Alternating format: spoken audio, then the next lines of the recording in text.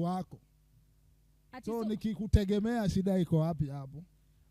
Okay, kunitegemea ni sawa, but sasa usitegemee too much. Kwa na vitu zako. Hakuna cha too much, bora nakutegemea. Kwa nini unanitegemea? Inategemea nini nakufanya ukue entitled? Tuko na relationship gani na wewe? Tumegrow na wewe tangu tukue watoi. Alafu sasa tumekuwa watu wazima. Wewe umepata kitu, alafu sasa unataka kusema sasa mimi. Lazima nikutie bidii. Natia bidii aje na wewe umepata. Mimi nilitia bidii ama mimi nilikupromise at ile huku ni promise, tumeteseka pamoja. So tumeteseka pamoja, so sasa hivi umepata, mbona uniache mimi nikiteseka? Ulikuwa wapi mimi nikihustle? Tulikuwa na wewe ukipata. Sasa tuseme nyota yangu ikajipa ya kwanza. Ni must nipatie. Si ndio yako imefunguka ya first. Sasa uko entitled na Kenya nimepata. Ndio Kenya unajaribu kusema like kuko na some instances zenye mtu ako entitled.